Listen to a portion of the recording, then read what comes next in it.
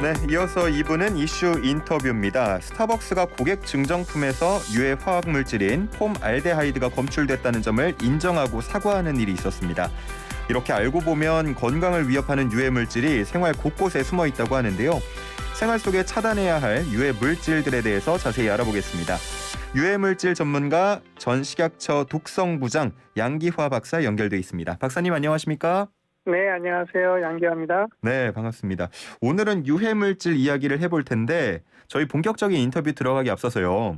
네. 유해물질과 같은 이 도로 위에 위험 요소가 있습니다. 뭔지 혹시 아시나요? 네?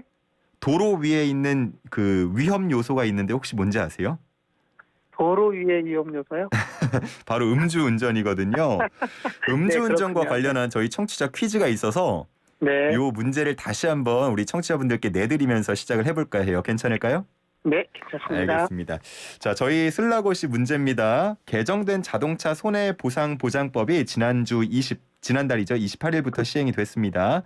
만일 음주운전으로 자동차 사고를 냈을 경우 운전자는 보험회사가 피해자에게 지급한 의무보험금 중 몇 퍼센트를 부담해야 할까요? 우리 박사님도 잘 듣고 힌트 하나만 주세요. 1번 100% 전액, 2번 50% 반액, 3번 5% 포도당 수액.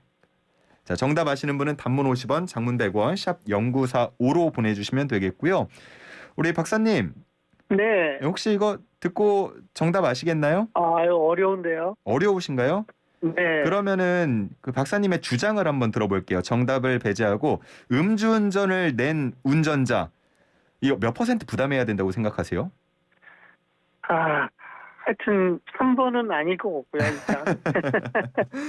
1번 아니면 2번인데, 네. 근데 뭐, 제 생각에는 네. 전액 부담은 조금 그렇지 않을까요? 그런가요? 우리 청취자분들의 의견과는 조금 다른 것 같습니다. 청취자분들은 음주운전 계속해서 많이 부담을 시켜야 한다 이런 얘기들 많이 네. 해주고 계세요. 7819님께서는 아유 100%도 모자라요. 200% 부담시켜야 음주운전 조금이라도 줄어들 듯합니다. 이런 의견도 주고 계시거든요. 자, 정답 저도 아시는 분은 공감합니다. 네, 단문 50원, 장문 100원, 샵 0945로 보내주시고요. 저희 정답 맞히시는 분들께 선물도 드립니다. 선물 소개 잠깐 해드릴게요. 정직한 건강식품 전문점 백스라이프에서 활력소 침향 청심단 3000 선물 세트와 로얄 아르간 커넬 오일 선물 세트, 88년 전통의 이탈리아 명품 커피 일리커피에서 프리미엄 스틱 원투커피 세트, 햇섭 인증받은 7분 밀키트 1000명 시식평가단이 만든 은큼 떡볶이에서 떡볶이 키트 3팩, 유산균이 가득 청정지역 의령 야베스 목장에서 직접 만든 쫀득한 수제 요거트 과일 세트, 정직한 셀프 세차용품 오토그루밍에서 자동차 스크래치는 지우고 광은 살리는 매직 크림, 100% 국내산 농산물로 만들고 아삭하고 깔끔한 맛이 일품인 팽현숙 최양락의 맛있는 옛날김치 10kg, 소다스쿨에서 베이킹소다 세제 세트, 물 없이 머리 감고 샤워하는 베리코드 노워터 샴푸와 바디워시를 드립니다. 자, 이렇게 선물 소개까지 해드렸고요. 박사님, 네. 오래 기다리셨습니다. 네. 자, 이제 본격적인 오늘 주제로 들어가 볼게요. 최근에 스타벅스가 고객 증정품으로 나눠준 이 서머 캐리백에서 유해 화학물질인 폼알데하이드가 검출이 됐다라고 해서 사과를 하는 일이 있었습니다. 네. 여기서 발견이 된 폼알데하이드는 어떤 유해 물질인가요? 폼알데하이드는 그 메탄올이 산화돼서 만들어집니다. 네. 폼알데하이드가 다시 산화가 되면 개미산이라고도 하는 폼산이 되는데, 혹시 그 개미를 입에 이렇게 혀에다 대보셨나요? 개미요? 네, 실제 곤충 개미요? 그렇죠. 아니요. 제가 어렸을 때는 그 개미의 그 꽁무니를 이렇게 빨아 먹는 네. 그런 일도 있었는데, 네네. 개미를 이렇게 혀에다 대면 아주 강력한 신맛이 납니다. 그거는 개미의 그 이제 배설물 중에 폼산이 들어있기 때문에 그런데요. 예. 네, 그래서 그 개미산이라고도 하는 거죠. 그 폼알데하이드는 상온 상압에서는 무색의 자극성 기체입니다. 예. 물에 잘 녹아서 37% 정도 되는 수용액을 포르말린이라고 하는데요. 이 폼알데하이드는 싸게 만들 수 있기 때문에 뭐 접착제, 방부제, 살균제, 소독제 굉장히 많은 그냥 우리 일상용품에 쓰이고 있습니다. 예. 근데 그 폼알데히드에 만성적으로 노출이 되면 머리가 무겁고 쉽게 피곤해지고 또 계산을 잘 못하게 하는 그런 그 여러 가지 신경계에 영향을 미친다고 되어 있습니다. 또 폼알데히드는 국제암연구소 기준으로 그룹 1에 속하는 그러한 그 물질입니다. 예. 그룹 1에 속한다는 의미는 사람에서 확실하게 암을 일으킨다는 그런 의미입니다. 호르마린에 노출된 노동자에서 뭐 고비동, 비감, 비인두에 암이 생겼다거나 골수성 백혈병이 생겼다거나 림프종 또 그밖에 희귀암이 유발되었다고 보고되어 있습니다. 야, 이게 생각보다 위험하다라는 생각이 드는데 이번에 발표한 자료를 보면요. 개봉하기 전, 그러니까 딱 받자마자 열면은 킬로그램당 평균적으로 459mg 그리고 한 뭐 2달 정도 지나면은 244mg 뭐 이 정도의 수치가 검출됐다고 하는데 위험한 수치인가요? 일단은 이제 법이 정한 기준을 초과한 수준이라고 보면 되겠습니다. 법이 정한 기준은 어떻게 되죠? 네, 국가기술표준원이 가정용 섬유 제품의 안전 기준을 정하고 있는데요. 예. 그 팬티, 잠옷, 양말과 같이 몸에 직접 닿는 내의류라든가 또 바지, 치마, 장갑 이런 그 직접 닿지는 않는 그런 중의류에서는 폼알데히드가 킬로그램당 75mg 이하여야 합니다. 75요? 네. 그러면 꽤나 많이 검출이 된 거네요, 이번에. 근데 이제 코트, 모자, 넥타이 같은 그러니까 위에 밖에 있는 옷 예. 혹은 침구류는 킬로그램당 300mg 이하로 규제하고 있습니다. 근데 문제는 인체와 직접 닿지 않는 가방이라든가 쿠션, 방석, 커튼, 모기장 뭐 이러한 생활용품에서는 관련 그 기준이 없어요. 즉 유해 물질의 안전 요건 적용 대상으로 보지 않는다는 게 문제고요. 예. 그 이번에 문제가 된 스타벅스의 그 가방도 역시 안전 요건 적용 대상으로 보지 않고 있는 거죠. 근데 이제 문제가 요즘 같이 그 여름철이 되면 예. 이제 뭐 아무래도 옷을 가볍게 입잖아요. 그렇죠. 뭐 맨살 입고 그래서 예. 뭐 가방을 어깨에 맨다든가 하면 이게 이제 그 가방이 몸에 직접 피부에 직접 접촉할 수가 있죠. 그렇죠. 그래서 좀 이게 뭐 민감한 사람의 경우는 피부에 이상 반응을 일으킬 그런 위험성을 내포하고 있다고 볼 수가 있습니다. 그래서 관리 기준이 없다고 그래서 안전하다는 의미는 아닙니다. 이번에 검출된 내용을 보면 바깥쪽 표면에서 킬로그램당 585mg 이상, 즉 중의료 이항 침구류의 적용 기준을 초과하고 있는 그런 수준이잖아요. 그래서 뭐 관리 기준이 없다고 해서 안전하다는 건 아니다. 일단 그렇게 말씀을 드릴 수 있겠습니다. 근데 말씀하신 대로 가방 같은 경우는 손으로 들기도 하고 어깨에 매기도 하고 이러니까 네. 이게 좀 분류가 다시 돼야 되는 거 아닌가 이런 생각이 지금 얘기를 들으면서 들었거든요. 네, 그러니까 상황에 따른 관리 기준을 정해야 되지 않을까? 뭐 그런 생각을 해봅니다. 그러시군요. 그리고 각각 그 품목마다 기준치가 있는데 저희가 뭐 제품을 하나씩만 사용하는 건 아니잖아요. 네, 그렇죠. 예를 들어 양말도 신고 가방도 메고 뭐 옷도 입고 여러 가지 이렇게 하는데 그러면 이게 누적되는 수치도 더 악영향을 줄 수가 있는 건가요? 사실은 이제 그 여러 가지 유해 물질에 대한 관리 기준은 그러한 유해 물질을 어떤 경로로 접촉을 하느냐, 그러니까 하는 그런 경로라든가 노출된 뭐 빈도나 시간이나 이런 걸 고려해서 유해한 반응을 보이는 그런 기준보다 훨씬 안전력을 넓게 두어서 그 기준을 정하는 거거든요. 그래서 지금 여기 기준치보다 뭐 기준이 지금 스타벅스 가방 같은 경우는 뭐 의류류, 침구류를 적용한다고 하더라도 킬로그램당 300mg을 적용하잖아요. 그거에 이제 뭐 2배 정도, 2배 정도 평균 뭐 459mg이니까. 네네. 2배 좀 못 미치는 수준인데 통상은 안전력은 뭐 10배 정도 이렇게 크게 정하는 그런 부분이라서 하지만 그 독성, 유해 부작용은 사람마다 편차가 있거든요. 예민한 사람들은 조금 낮은 그런 농도에서도 뭐 유해 증상을 나타낼 수가 있어서 그런 부분을 고려해서 그 기준을 정하고 있기 때문에 그런 거를 감안해야 될 것 같습니다.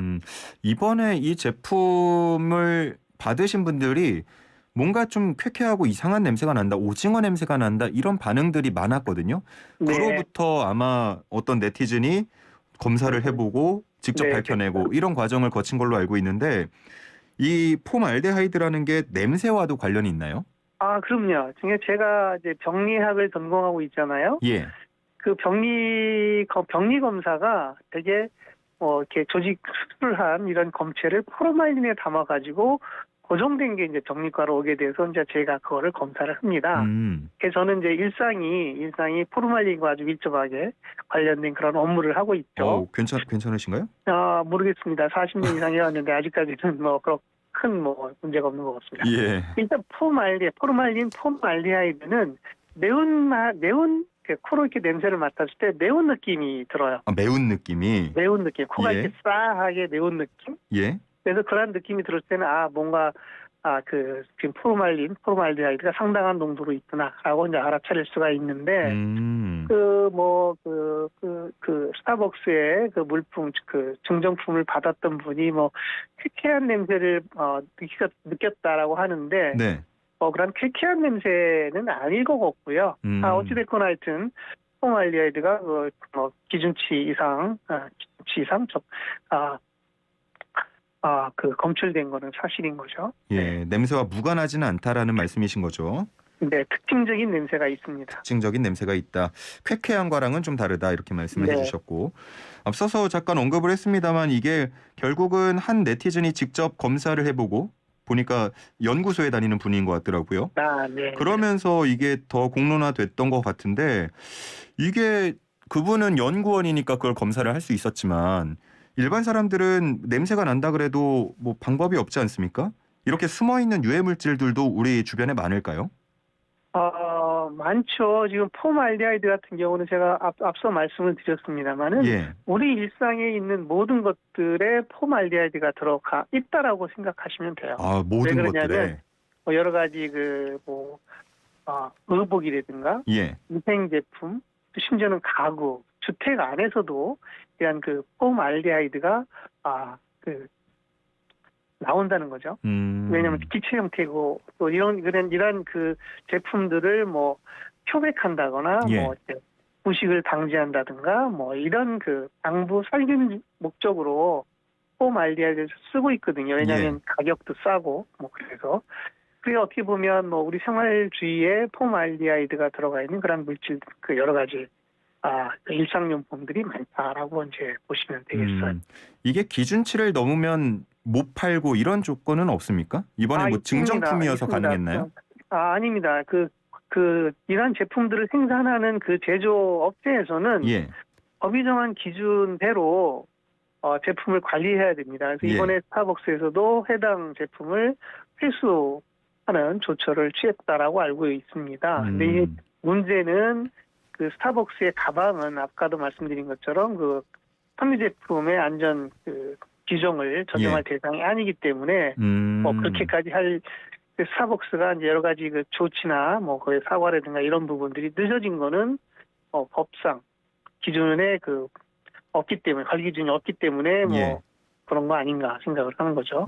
그렇군요. 우리 7704님께서요. 1급 발암물질 중에 술, 담배는 물론이고 소세지도 있다는데 이런 소시지요. 이런 햄류에도 1급 발암물질이 포함이 돼 있나요? 이렇게 물어보시네요. 햄류는 1급 발암물질이 아닌 걸로 제가 기억하고 있고요. 햄이나 여기는 그게 첨가되어 있는 색소나 이런 물질 중에 2급 발암물질이 포함돼 있을 수가 있다. 그런 제품들도 있을 수 있다. 그런 제품이고 제가 알고 있는 1급 발암물질 중에서는 자반 있죠. 생선 자반. 중국에서 이제 문제가 된 걸로 알고 있는데 염장한 생선이 1급 발암물질이라고 지금 포함되어 있는 걸로 알고 있습니다. 먹는 것도 좀 조심해서 먹어야겠다는 생각이 드네요. 근데 그런 발암물질도 이제 우리가 1급 혹은 2급 암을 일으킨다는 기준을 정할 때 아주 소량을 먹어서 암이 생긴 건 아니고요. 그러한 물질을 단기간 장기간 먹는다. 그러니까 장기간 그런 발암물질에 노출되는 게 중요하죠. 그래서 용량도 중요하고 예. 노출돼 있는 기간도 중요한 요소가 되겠습니다. 무조건 1급 발암물질을 한번 뭐 닿았다 그래서 바로 발암이 되는 건 아니고 그렇습니다. 네, 장기간 동안 노출이 얼마나 돼 있느냐 네. 이 부분을 따져야 된다라는 말씀이시고요. 네, 그렇습니다. 또 하나 최근에 주목받았던 이슈 중에 하나가 LG 생활건강의 물티슈인데 수천 명의 사상자를 낸 가습기 살균제 원료 물질이 나왔다고 들었어요. 어떤 네. 물질이 나온 건가요? 이번에 회사 측에서 7월 발표한 바에 따르면 예. 7월 4일 날 제조된 데이비언스 온리 7 물티슈에서 메칠 클로로 이소치아졸리논 CMIT라고 이제 약해서 부르고 있고요. 또 메칠 이소치아졸리논 MIT라고 하는 그 혼합물이 2.4 ppm 정도 검출되었다고 합니다. 예. 근데 이제 그 사건의 이제 배경은 이 제품을 제조하는 해당 제품을 제조하는 그 원료 무직포를 납품하는 협력 업체에서 네. 생산 라인을 세척하는 과정에서 그 남은 그 세척제의 잔여물이 무직포 원단을 오염시킨 것으로 파악됐다는 거죠. 근데 이 CMIT하고 MIT는 1994년부터 2011년 사이에 가습기 살균제를 사용해서 그 심각한 부작용이 발생했죠. 사망자가 1,740명이고 예. 폐질 환자가 5,902명이나 되는 대규모의 화학 재해죠. 이러한 그 물질을 일으키는 원인 물질 가운데 하나고요. 그 밖에도 뭐 폴리엑살 이름이 아주 어려워서 이제 들으시는 분들이 이제 저기 합니다만은 그 PHMGP라든가 예.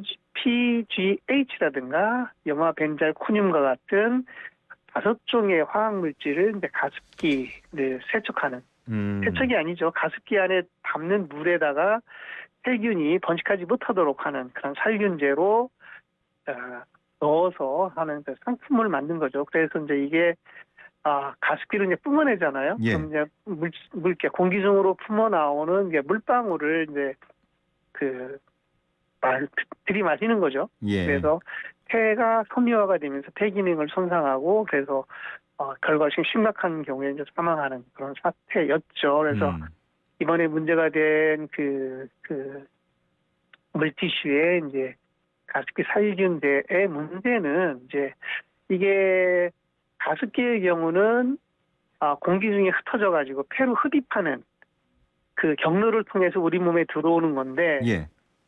물티슈 같은 경우는 되게 이제 뭐 이렇게 닦는다든가 해서 피부를 통해서 이제 독성 물질이 이제 몸에 들어올 걸로 예상을 할 수가 있고요. 그래서 이게 흡수되는 경로에 따라서 그러한 그 유해 작용의 기전이 달라지거든요. 예, 예. 그래서 이번 같은 경우도 이제 2.4 두 물질이 문제가 됐던 그 화학 물질이긴 하지만 예.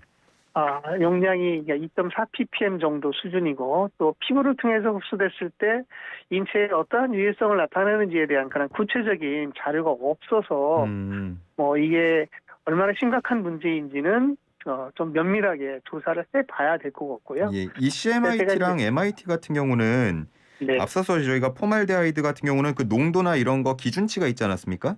네. 이거는 아예 들어가면 안 되는 건가요? 이것도 이제 아마 그 가습기 가습기 살균제 사건 이후에 예. 관련된 그 기준을 뭐 정했을 걸로 생각이 됩니다만은 피부를 통해서 들어오는 게 물티슈에서는 얼마가 들어가야 된다든가 뭐 구체적인 기준은 없을 것 같아요. 다만 이제 없다고 해서 이거를 사용해도 좋다라는 건 아닌 거죠. 그래서 예. 사실은 이제 뒤에 말씀드릴 기회가 있을지 모르겠습니다만은 이러한 어떤 일상용품을 제조하는 회사에서 예. 지금까지 사용하지 않은 새로운 화학 물질을 사용해서 뭔가 제품을 만들려고 할 때는 네네. 그 제품이 안전한지에 관련된 독성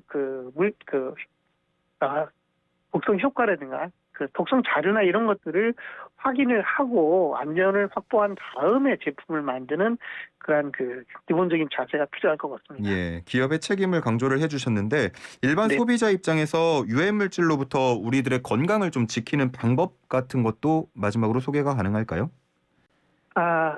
중요한 거는 이제 방송에 뭐 어떠한 유해 물질이 나왔다고 하면 막 일반 국민들이 막 분노하고 예, 불매하고 끓어오르는 그렇죠. 사건이 있었죠. 네. 예. 대표적인 과거에 기억하는 분이 있을지 모르겠습니다만은 과거에 그 라면에 우지파동이 있었고 예. 건더기 통조림에 포르만이 들어있었다는 그런 사건도 있었고 만두소에 불량 쓰레기가 들어있다고 그래가지고 또 난리가 났던 예. 사건이 있었는데 이러한 사건들의 그러한 사건에 관련돼 있는 중심 인물들이 스스로 목숨을 끊는 불행한 일도 있었어요. 그러니까 그러한 사건으로 인해서 국민들이 막 이렇게 대중이 막 분노하고 이런 공포를 느끼고 뭐 이러한 것들이 결국은 반드시 좋은 건 아니다. 예. 바람직한 일은 아니다라는 생각을 해요. 그래서 지나친 그런 유해 물질과 관련된 그러한 사건이 일어났을 때는 그것에 너무 민감하게 반응할 거고, 왜냐하면 관계 당국에서 사건을 관련 물질에 대해서 정확하게 조사를 하고 네. 그러한 물질이 우리 건강을 얼마나 위협하는지, 위해를 끼치는지에 대한 자료들을 검토해서 내놓기 때문에 일단은 뭐 정부 관련 부처의 조치를 지켜보는 그러한 정신이 필요할 것 같습니다. 또 한 가지 유해 물질로 인해서 건강을 해치지 않으려면 예. 우리가 많이 사용하고 있는 물질을 잘 이해하는 게 중요하겠고요. 또 특히 그 새로운 제품을 사용할 때는 그 제품에 대해 들어가 있는 주요 성분의 독성 자료를 바탕으로 해서 안전하게 사용할 수 있는 기준을 이해할 필요가 있습니다. 네네. 세계 식품의약품안전처라든가 산업자원부, 농림부 등등 이제 환경부 등에 보면 네, 박사님. 이러한 유해 물질에 대한 독성 자료가 돼 있고 그러한 독성에 대해서 어느 정도 기준을 적용을 해서 하는지가 다 돼 있거든요. 그래서 그 제품 안에 있는 거를 확인해 보면 좋겠습니다. 네, 여기까지 듣겠습니다. 감사합니다. 네, 감사합니다. 네, 전식약처 독성부장 양기화 박사였습니다.